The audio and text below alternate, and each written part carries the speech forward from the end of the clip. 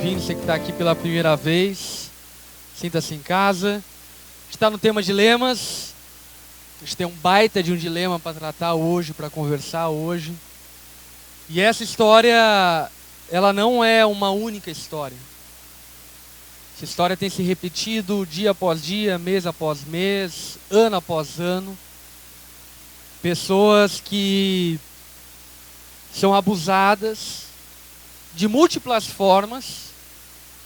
No caso da Mara, ela foi abusada, violentada fisicamente, sexualmente, emocionalmente, enfim. Mas as formas de abuso se multiplicam no meio de um mundo corrompido, pecaminoso, imoral, antiético, e as sequelas geradas na vida humana também se multiplicam. E quando nós tratamos desse tema, dilemas, e estamos falando sobre coisas tão pesadas como temos falado nesses dias, o que nós queremos alertar e trazer à lembrança, à memória de todo mundo, é que você está sujeito a tudo isso. Todos nós estamos sujeitos a tudo isso. Talvez não que aconteça dessa forma, mas de outras formas é bem capaz que acontece, que aconteceu, ou que talvez acontecerá. E sabe, Deus tem resposta, e Ele tem cura e solução para tudo isso. Mas acho que antes de falar sobre a cura e a solução para tudo isso, é bem importante nós nos atentarmos a algo fundamental. Hoje a gente vai falar sobre abuso. E a questão fundamental que eu digo é: quem pode ser abusado? Todos. Segundo, quem pode ser o abusador? Todos. Para abusar de alguém basta você ser mais forte, ter mais poder, ter mais fama, ter mais status, ser magrinho na escola. E aí a gente olha para a história e nós vemos abusos raciais, abusos de gênero, abusos sociais, aonde um patrão mantém uma diarista em regime quase de escravidão e tratando de maneira quase escravizada dentro de casa, como se tudo fosse nada e como se nada fosse tudo. Então o que eu quero te atentar é que Cristo tem cura para que, se de alguma forma você foi vítima de abuso, e eu creio demais que hoje Cristo irá te curar disso. Mas o que eu quero te alertar é que você pode estar sendo um abusador sem perceber.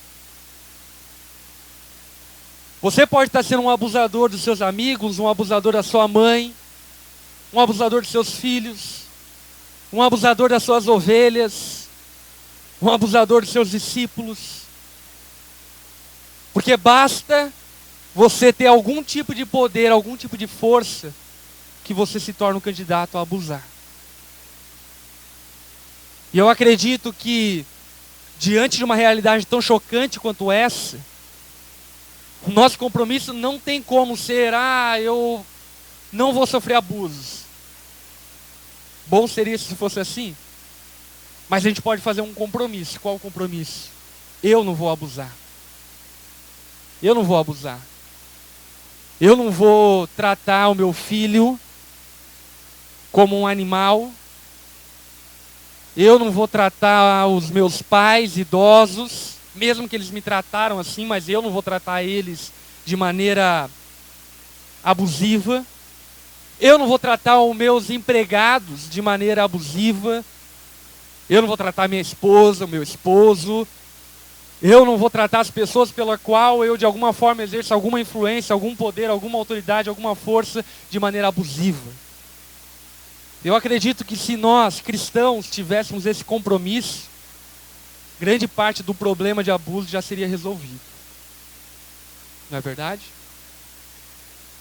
Vamos orar? Baixe tua cabeça, feche seus olhos.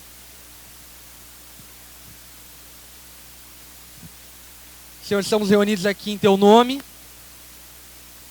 Alguns com uma experiência grande, dolorida de abusos. Outros, pela Tua graça, sentem sido vítimas de abuso. Mas independente se fomos vítimas ou não fomos, que o Senhor trate nosso coração.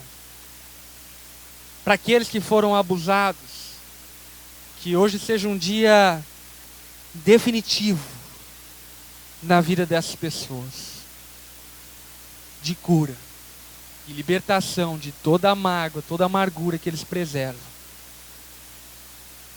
E para todos nós, seja um dia de tomar atitude, de tratar as pessoas com dignidade, com respeito, como o Senhor trata, como o Senhor nos trata. Por isso, Senhor, fala conosco, constranja o nosso coração, e em tudo aquilo que vamos falar, possamos ter temor e discernimento, para que aprendamos de Ti e possamos ter uma atitude igual à Tua, para a honra e para a glória do Teu nome, no nome de Jesus. Amém. Essa semana, na verdade ontem eu cheguei de viagem, eu estava no interior de Minas, numa cidade chamada Formiga. Acredite se quiser, tem essa cidade, Formiga. Enfim, não vou contar a história do que aconteceu lá, foi um final de semana muito incrível, muita coisa fantástica, sobrenatural aconteceu lá. Uma igreja linda demais, cara, uma cidade interior com 50 e poucos mil habitantes, uma igreja de 4, quase 5 mil membros. Uma coisa muito louca que está acontecendo naquela cidade, de verdade.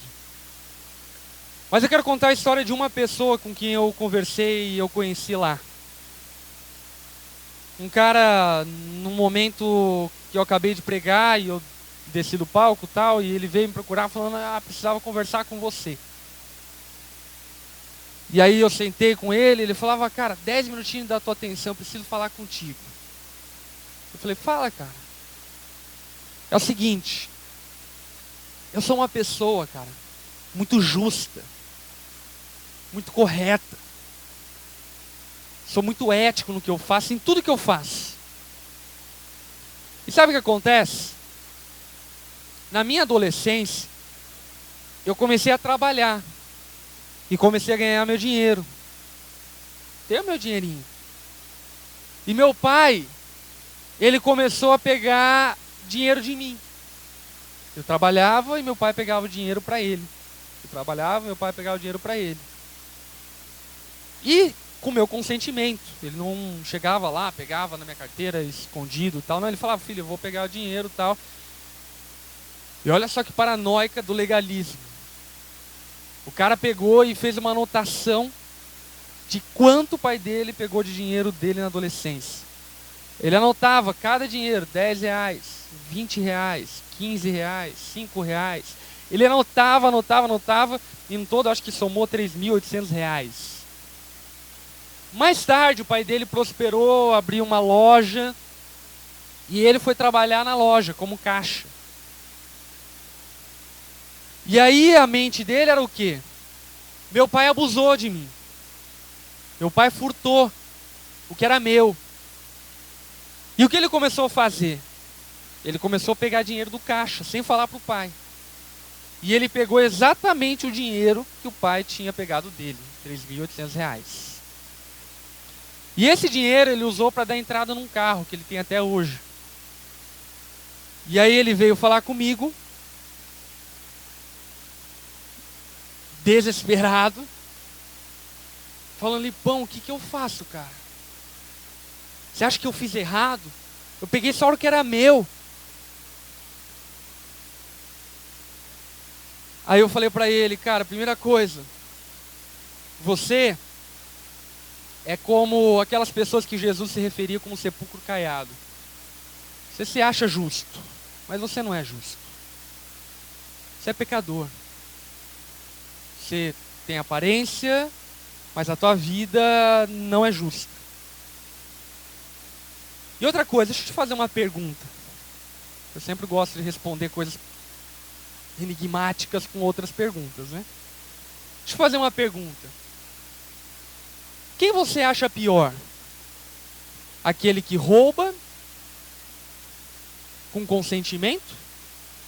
Ou aquele que rouba sem consentimento? Ele falou, caraca. Ele falou, é isso mesmo, Lipão? Sou ladrão? É, você é ladrão, cara. E o abuso do teu pai te tornou um abusador ainda mais feroz que ele. Porque teu pai abusava de você e pelo menos você sabia. Mas você abusou do teu pai e ele nem sabe disso. E ele, em desespero, falou, mas o que eu faço? O que eu faço com dinheiro? O que eu faço com o meu carro? O que eu faço? Eu ingenuamente falei para ele, restitui para o teu pai. Ele olhou para mim e falou, meu pai morreu. Aí nessas horas eu fiz exatamente isso na minha mente.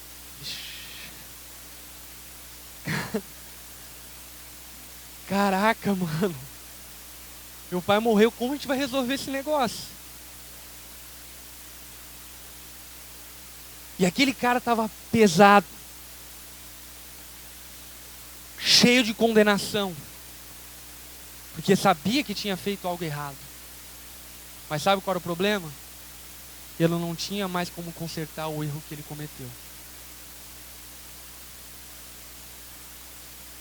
E essa história eu estou contando porque por vezes nós reagimos no impulso ou até em nome da justiça. Você é abusado pelo teu pai e decide então espancar teu pai. Você é abusado pelas autoridades e decide então matar uma autoridade. E a grande verdade é que abusos geram abusadores. Mas não precisa ser assim. E eu acho que a história evidenciou isso muito bem. Por exemplo, quando você lê a biografia de Martin Luther King, você vê exatamente isso.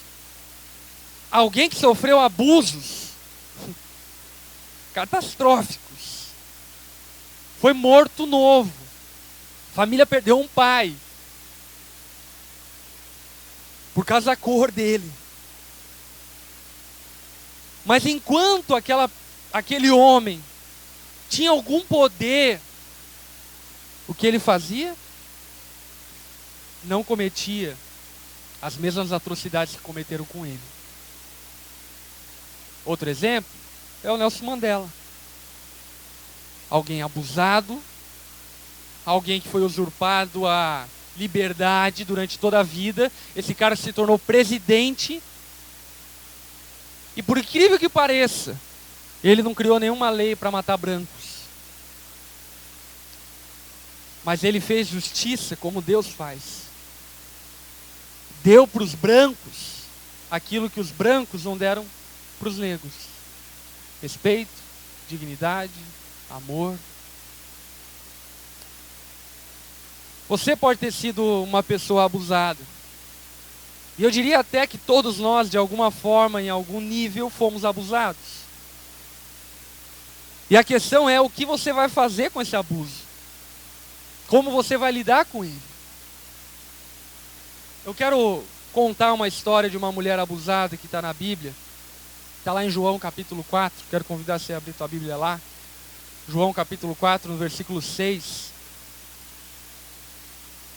É uma mulher a qual Jesus desenrola uma das conversas mais intensas, profundas e reveladoras que existem no Novo Testamento. Eu acho que essa história faz todo sentido para que a gente possa encontrar cura para a dor do abuso e possamos encontrar também atitude para como lidar com possíveis abusos ou abusados.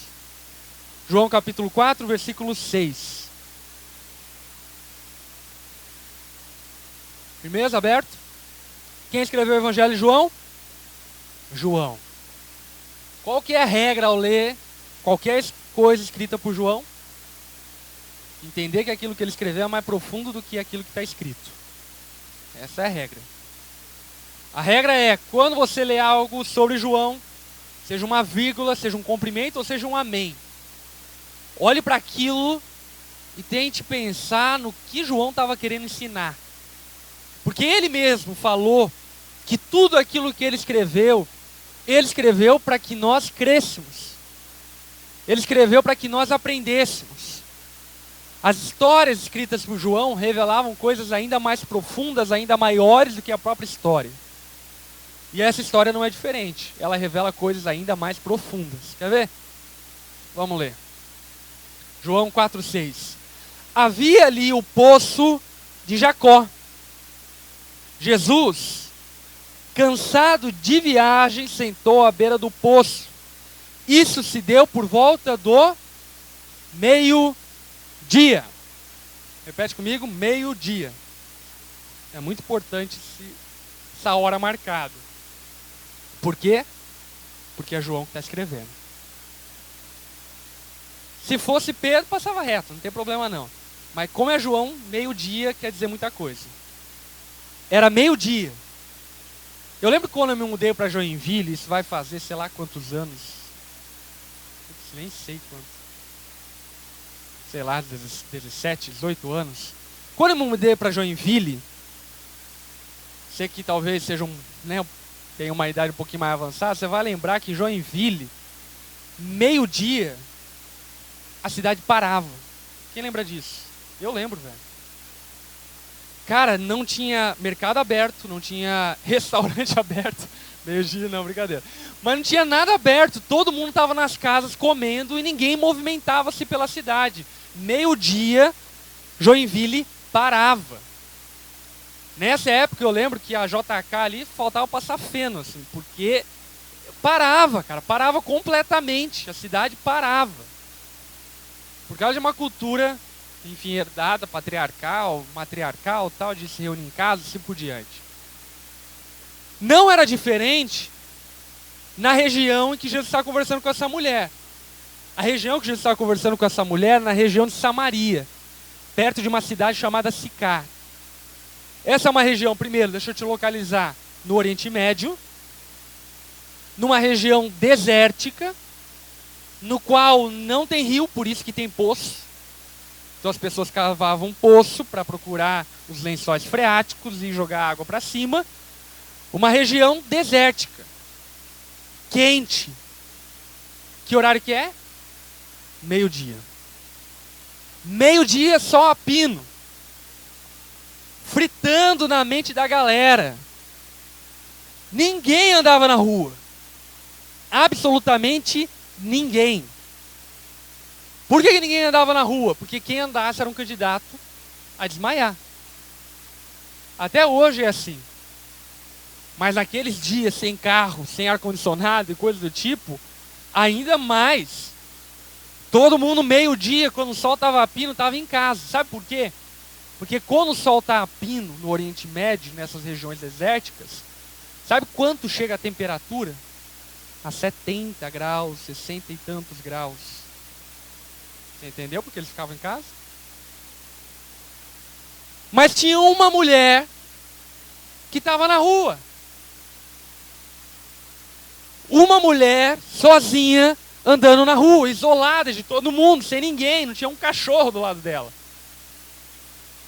Essa mulher estava andando, perambulando por aí, sozinha, sem ninguém. E é interessante porque o fato de ela estar andando meio-dia na rua, sozinha, revela muita coisa a respeito dela. Revela o quê? Revela que aquela mulher tinha uma mania de isolamento. Revela que aquela mulher não tinha problema com relacionamento. Ela não chamou ninguém para ir com ela. E ela estava lá sozinha no meio-dia. Todo mundo buscava água todos os dias. Mas esse não era o horário de buscar água. E ela estava lá, isolada. Depois a gente vai perceber que de fato essa mulher sofreu diversos abusos. Mas antes eu quero que você perceba um dos sintomas de quem foi abusado. As pessoas que não foram curadas do abuso têm tendência a se isolarem, a viverem à mercê na periferia dos relacionamentos, dificilmente se entregam nos relacionamentos, porque têm medo de se entregar, normalmente se menosprezam, se desprezam, normalmente pensam que de alguma forma, se elas sofreram abuso, se elas foram violentadas, ou foram, enfim, de alguma forma estuprados ou algo do tipo, é como se elas fossem culpadas disso. E por isso vivem como pessoas culpadas, vitimadas, isoladas. E eu acho isso muito interessante, porque pessoas que não aprenderam ou não foram curadas, não souberam lidar com o abuso, sabe o que elas se tornam? Dois extremos. Ou se menosprezam, se isolam e vivem à mercê, ou vão para o outro extremo. Qual é o outro extremo? Rebeldia, anarquia, queimar fogo, e vamos dar, e vamos bater, e vamos fazer, e vamos matar. Vamos fazer vingança, vamos fazer o que fizeram com a gente. Essas duas pessoas, esses dois comportamentos, são comportamentos comuns a pessoas que foram abusadas. Por exemplo, você olha grande parte do movimento ativista feminista radical. Gente que foi abusada. É óbvio que nesse ponto de vista eu também sou feminista, eu também acredito no direito da mulher, na igualdade da mulher, assim por diante. Mas na igualdade, não na superioridade. Grande parte dos movimentos feministas hoje pregam a superioridade da mulher e a inferioridade do homem, ou seja, o abusado se tornando o abusador. Da mesma forma em movimentos raciais, aonde de igual forma eu acredito na igualdade de direitos para todo ser humano. É até bizarro falar que isso é uma diferença racial, porque existe apenas uma raça, nós somos seres humanos e ponto. E é óbvio que eu creio nos direitos iguais, mas grande parte dos movimentos sociais de esquerda que tem surgido nos nossos dias são movimentos de pessoas abusadas que querem se tornar abusadoras. Vou falar uma coisa pra você, velho, antes de a gente entrar na cura. Você que foi abusado, você é um grande candidato a se tornar um abusador pior do que aquele que te abusou. Escuta isso. Escuta isso, guarda no teu coração, para que o abuso que você sofreu, que teus familiares sofreram, que seus antepassados sofreram, não possa te tornar num monstro no qual cometeram tantos abusos com essas pessoas. Tanto é, eu não sei se você sabe, estatisticamente falando, que grande parte dos estupradores, na verdade a maioria deles, eu não tenho o dado correto, mas eu sei que a maioria deles foram estuprados. Foram violentados. E aí então existem esses dois extremos: rebeldia ou isolamento, menosprezo, baixa autoestima, vergonha e coisas do tipo. Essa mulher foi para o outro extremo. Foi para vergonha, para baixa autoestima, para isolamento, para viver sozinha. No versículo 7, presta atenção. Nisso veio uma mulher samaritana tirar água. Disse-lhe Jesus: dê-me um pouco de água. Os seus discípulos tinham ido à cidade comprar comida. A mulher samaritana lhe perguntou: olha só como essa mulher se menospreza. Presta atenção. Como o Senhor, sendo um homem, sendo judeu, pede a mim, uma samaritana, água para beber? Não é irrisório isso? Eu peço como peço para qualquer pessoa. Mas não, como sendo o Senhor judeu, pede para mim, uma samaritana, água para beber? Se você sofreu algum tipo de abuso, você tem essa tendência a se menosprezar. O cara te dá uma piscada e você olha para aquilo como se tipo, nossa, a tua baixa autoestima está tão baixa. Você olha para aquilo como se fosse tipo, um milagre aconteceu. Não, cara, se o cara piscou para você, que você é gata mesmo. E aquela mulher foi tratada com igualdade, com respeito, com dignidade, porque ela era digna de respeito, digna de igualdade, digna de ser conversado no mesmo nível. E é exatamente isso que Jesus faz. Existe um histórico que é bem importante vocês saberem a respeito do povo samaritano. Quem é o povo samaritano? Samaritano, para o judeu, é mais ou menos assim, um vira-lata do nosso povo. Por quê? Quando os judeus foram para o exílio da Babilônia, lá no exílio da Babilônia, alguns judeus voltaram para Jerusalém. Você já leu Neemias, Esdras? Enfim, lá a história desse povo voltando para Jerusalém. Alguns ficaram na Babilônia. Na Babilônia, esses judeus casaram-se com cananeus e formaram e deram origem a um novo povo. Qual povo? Samaritano. Então aquela mulher, ela fica tipo, uau, o que você está falando comigo? Por quê? Na mente dela era mais ou menos assim, eu sou uma cadela, traíra, infiel e ainda mulher. E você está falando comigo? Tipo, não, você não pode falar comigo, eu não sou digna que você fale comigo. E sabe o que isso revela, cara? Revela o tipo de abusos que aquela mulher sofreu. Ela foi abusada socialmente, por ser samaritana. Foi abusada religiosamente pelos judeus, por ser samaritana. Foi abusada, provavelmente, emocionalmente, sexualmente. E com certeza, por ser uma mulher no Oriente Médio, foi abusada por ser uma mulher. E essa mulher olha para Jesus e conversa com ele nesse ar de menosprezo, nesse ar de eu sou menor. Mas Jesus não trata ela dessa maneira. A história continua, olha lá, versículo 10.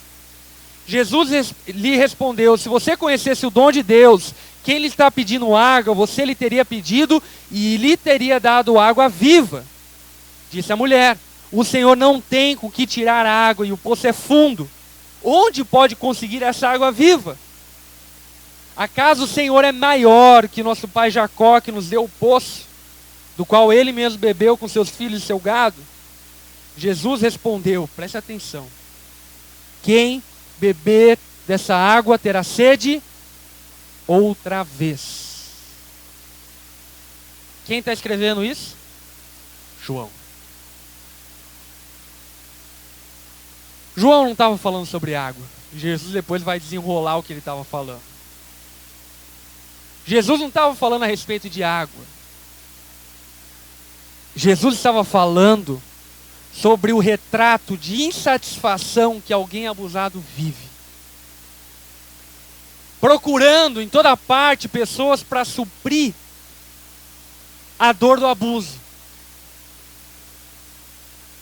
E o que Jesus está falando para aquela mulher é que quem beber dessa água, quem se relacionar mais uma vez, quem namorar mais uma vez, quem transar mais uma vez, quem tentar fazer amigos, uma nova roda de amigos mais uma vez, quem tentar ficar procurando satisfação nisso, voltará a ter sede. Voltará a ter sede. Mas quem beber da água que eu lhe der, nunca mais terá sede. Olhe para quem está ao teu lado e diga assim: se você beber da água que Jesus pode dar, você nunca mais vai ter sede. A mulher lhe disse aquilo que quem está procurando satisfação quer. Senhor, me dá dessa água, pelo amor de Deus, aonde está isso daí? Aonde que está essa água? Para que eu não tenha mais sede e nem precise voltar aqui para tirar água? Jesus é malandro, né, velho? Olha o versículo 16. Ele disse: vá, chama o seu marido. A mulher disse: não tenho marido. Jesus olhou para ela: acho que eu não sei. Você falou corretamente dizendo que não tem marido. O fato é que você já teve 5 e o homem com quem você está não é seu marido. Talvez você olhe para isso e pense o quê? Essa mulher era uma vagabunda. Mas Jesus não fez essa leitura. Por que Jesus não fez essa leitura? Jesus não fez essa leitura porque ele sabia o que levou essa mulher a procurar satisfação em casamentos e nunca encontrar. Primeira coisa que é bem importante é saber que naqueles dias, quem casa 5 vezes não é um vagabundo e não é uma vagabunda. Hoje pode até ser, que quer roubar dinheiro, enfim, coisa do tipo. Mas naqueles dias não era cultura isso. Quem casava 5 vezes não era uma meretriz. Quem casava 5 vezes é que estava procurando algo que não encontrava. E essa era essa mulher, procurando algo para satisfazer que nunca preenchia ela. E esse algo que ela estava procurando em homens. Assim também como talvez você esteja procurando em drogas, esteja procurando em mulheres, esteja procurando em trabalho, esteja procurando em qualquer outra coisa que não em Cristo. Deixa eu te dar uma triste notícia. Você só vai se cansar de procurar. Mas o único que pode te satisfazer por completo é Jesus. E Jesus estava falando sobre uma reação, sobre um sintoma de quem foi abusado. Insatisfação. Insatisfação com a existência. Insatisfação com a vida. Insatisfação com relacionamentos. Versículo 22. Vocês, samaritanos, adoram o que não conhecem. Nós adoramos o que conhecemos, pois a salvação vem dos judeus. No entanto, está chegando a hora, e de fato já chegou, em que verdadeiros adoradores adorarão o Pai em espírito e em verdade. Isso aqui é lindo demais, velho. Por que é lindo demais? Porque Jesus estava conversando com uma mulher, vamos agora fazer o histórico completo dela, com uma mulher no Oriente Médio, samaritana, um judeu, no meio-dia, e uma mulher que casou-se 5 vezes, estava no 6º casamento e ainda não havia casado. Ou seja, Jesus estava conversando com uma mulher arrombada por abusos. Uma mulher destroçada por abusos. Até porque é bem verdade, por exemplo, que todo relacionamento que você entra, você sofre algum tipo de abuso. Quando você diz para alguém, eu quero casar com você e não casa com essa pessoa, você abusou dela. Você gerou expectativas. Você gerou sonhos. E o fato de você não concluir isso é um abuso. E Jesus estava falando com essa mulher, completamente abusada. De que maneira Jesus estava falando com ela? Aí que eu quero dar um conselho. Como se fala, como se trata de alguém abusado? Com igualdade. Sabe por quê? Aliás, se você sofreu algum tipo de abuso e sofre ainda hoje a respeito disso, você não é menos que ninguém. Você não é menor que ninguém. E Jesus trata aquela mulher com igualdade. Um homem, judeu, rabi, religioso, tratando com uma mulher de igual para igual, falando, conversando com ela. Como nós nos relacionamos com pessoas que foram abusadas? Com igualdade. É com igualdade que se trata alguém que sofreu algum abuso. Jesus respeitou, Jesus deu dignidade para aquela mulher. Ele não olhou de cima, como tipo, tadinha dela, mas ele também não olhou de baixo, tipo, não, de cima, menospreza. De baixo, tadinha, e nem de cima, vou pisar nela.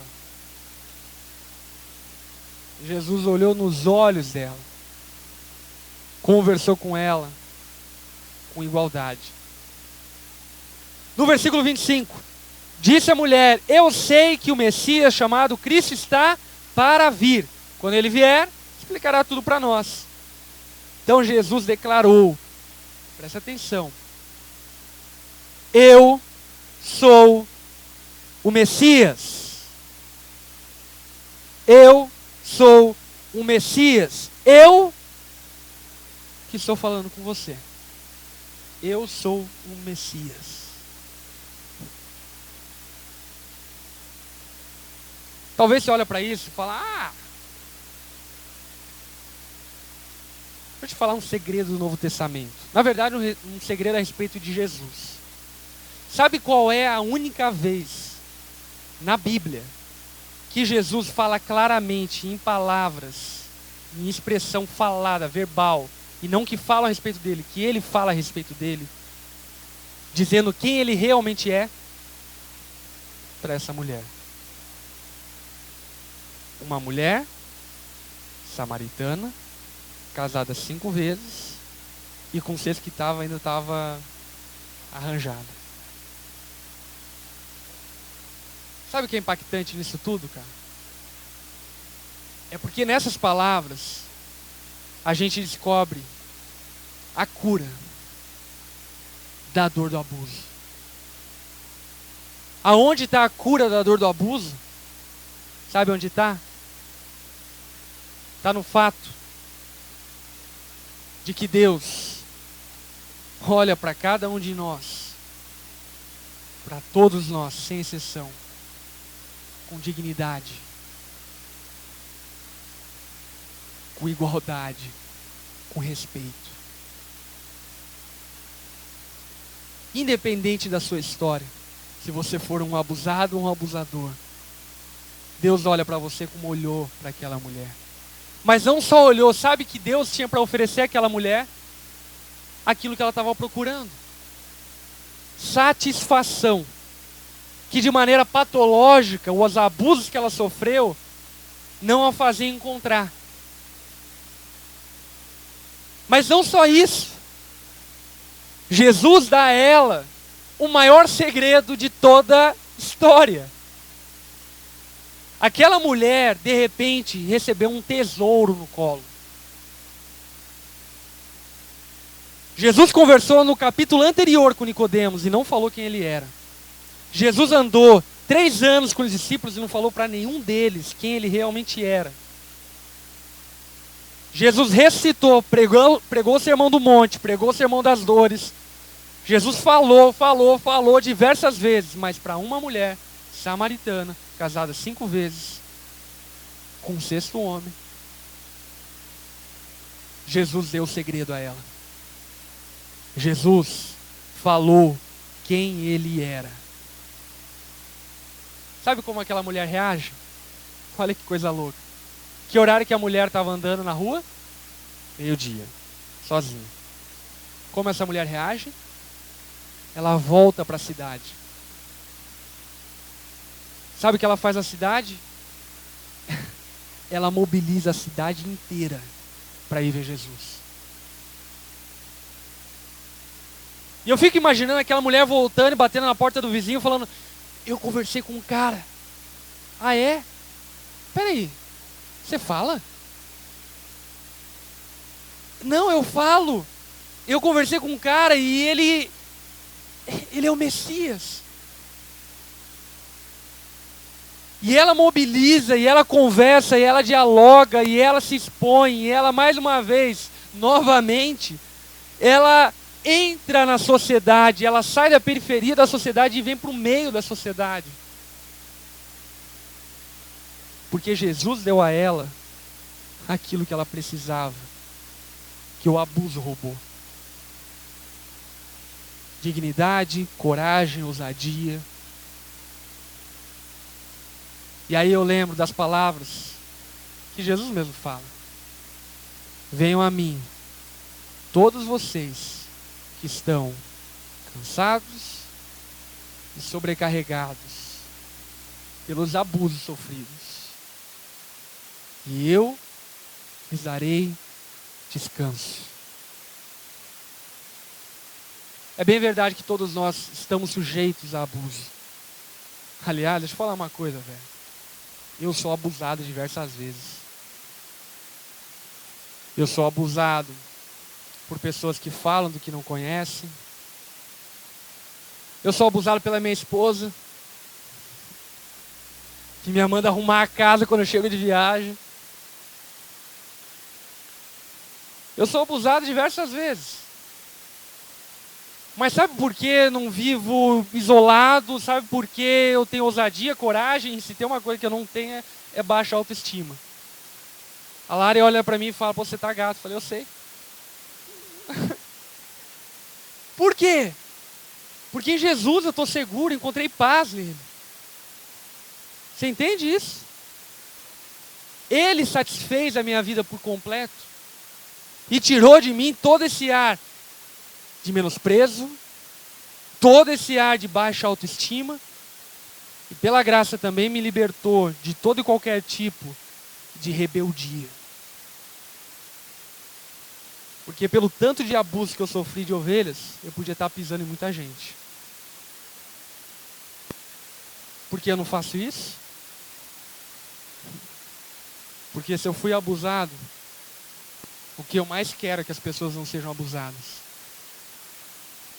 E o meu maior comprometimento é não ser um abusador. É ser alguém como Cristo, que olha para as pessoas com igualdade, com respeito, com dignidade, e dá a elas aquilo que só Deus pode dar. A água da vida.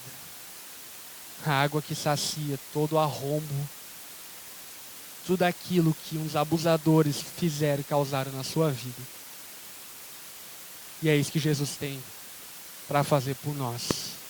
Eu desconheço a tua história.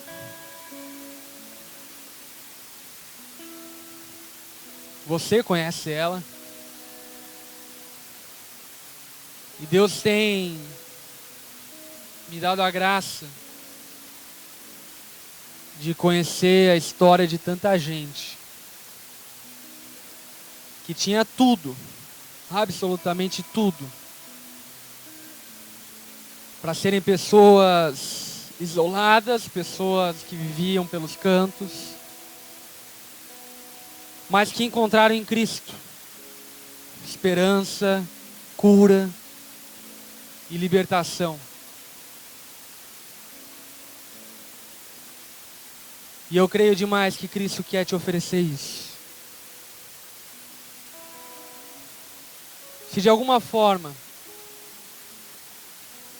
você se vê afetado ou afetada por algum tipo de abuso, seja qual for, sexual, emocional, financeiro, social, religioso, e você quer falar para Deus, Deus, eu preciso que o Senhor faça algo em mim. Eu preciso que o Senhor devolva aquilo que me foi roubado.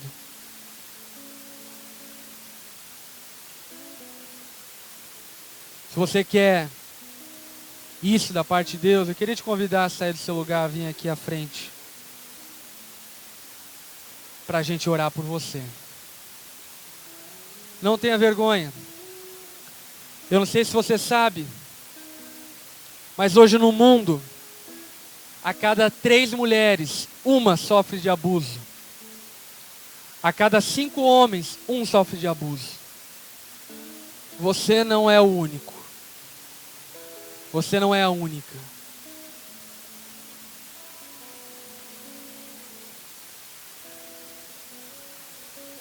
Eu queria convidar pessoas que de alguma forma passaram por isso, superaram isso em Cristo, a virem orar por essas pessoas.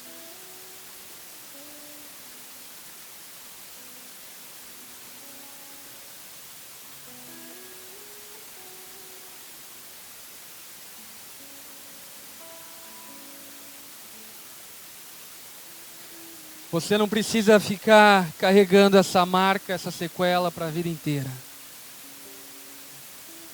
Cristo pode te curar. Ele pode. Na verdade, esse é o chamado dele, não é? Venham a mim todos aqueles que estão sobrecarregados, que não aguentam mais esse fardo pesado, cansado. E eu prometo que eu vos aliviarei. Queria convidar a galera a ficar em pé no seu lugar. Estender a mão para essas pessoas em compaixão.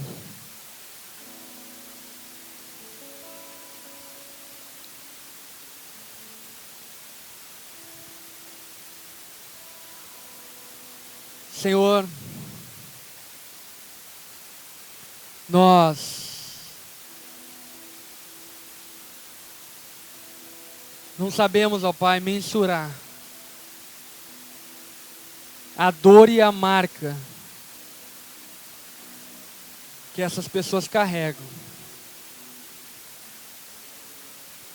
Talvez a desesperança de poderem algum dia se casar. Talvez o desespero de não poderem confiar mais nas pessoas. E nós precisamos, ó Pai, do sobrenatural do Senhor. Nós damos valor a toda a técnica psicológica, mas sabemos que só Tu pode nos curar da dor que a nossa alma tem. E por isso, Senhor, eu quero pedir, Senhor, libertação da dor que essas pessoas enfrentam, ó Pai. Haja de maneira profunda no coração dessas pessoas. E tudo que elas tenham em relação a quem abusou delas, seja misericórdia, seja compaixão. Livra-as, ó Pai, dessas marcas, Senhor. Livra-as, ó Pai, dessas dores. Faça, Senhor, com que essas lembranças e memórias entrem na estante dos testemunhos, para a glória do Teu nome. E não mais invadam a vida delas hoje, Senhor. Traga, Senhor, cura definitiva. E que essas pessoas, ó Pai, possam novamente a sonhar. Possam novamente a recuperar a esperança. Confiança e integridade, Senhor. Devolva a elas aquilo que foi roubado. Devolva a elas dignidade. Devolva a elas a autoestima. Devolva a elas a confiança. Devolva a coragem, a ousadia. Dê a elas, ó Pai, novamente aquilo que foi roubado deles e delas. Para que no nome de Jesus, todos nós, juntamente, possamos usufruir da plenitude, da satisfação completa que nós podemos ter em vida através de Ti, Senhor. Faz isso, Senhor, na vida, Senhor, de cada uma dessas mulheres, homens, meninos e meninas, ó Pai. Para a honra e para a glória do Teu nome. Amém. Amém. Abraça aí quem está ao seu lado, velho. Não deixa de abraçar, não.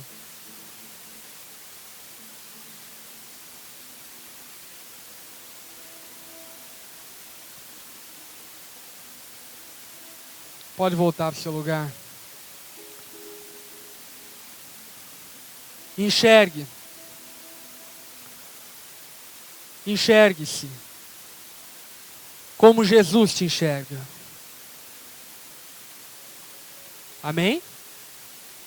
Como Jesus te enxerga? Sabe como Ele te enxerga? Ele te enxerga como a coisa mais preciosa do mundo. Sabe aquela parábola sobre a pérola de grande valor? Sabe? Aquela parábola ela pode ser interpretada de duas maneiras, você sabe. De que maneira? Nós que encontramos Jesus e abdicamos de tudo para tê-lo. Mas a segunda maneira, mais ainda real, porque foi factual, como Jesus que nos encontrou e nos deu tanto valor, que deixou toda a sua glória, deixou toda a sua autoridade, deixou toda a sua dignidade para viver entre nós, morrer no nosso lugar, por amor a nós. Confie em Jesus, cara. Confie naquilo que Ele pede de você. Ele é santo, Ele é puro. Ele não age como os malfeitores da vida. Confie em Cristo. Aliás, deixa eu falar uma coisa para você. Não confie em mim, confie em Cristo. Se Cristo estiver falando através de mim, aí confie em mim. Mas se não for, não confie em mim. A tua expectativa, a tua esperança, a nossa esperança que está depositada completamente naquele que é único, santo, santo, santo, separado de tudo e de todos. Aquele que promete e cumpre. Aquele que a palavra mesmo diz que não nos dá um fardo maior do que podemos suportar. Que não abusa de nós. Esse é Jesus. Aquele que oferece a água da vida para todo mundo que quiser beber. Amém? Olha para quem está ao seu lado. É para olhar, só fica, olha nos olhos, nos olhos.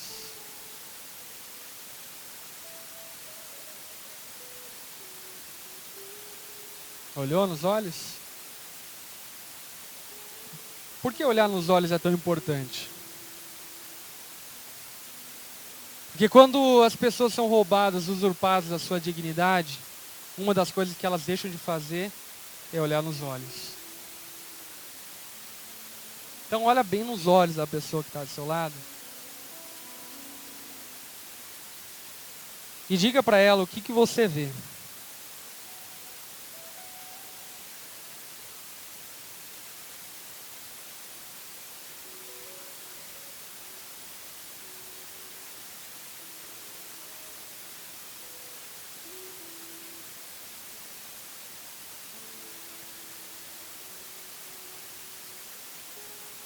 Sabe o que Jesus vê olhando para você?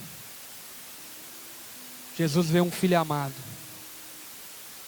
Jesus vê alguém, a imagem e semelhança dele sendo gerado nele. É isso que Ele vê em cada um de nós. E como aquela mulher, sendo devolvida a nossa dignidade, sabe o que você deve fazer? Não seja um abusador, velho. Isso é muito sério. Você é um discipulador dentro da onda, cara. Você é servo.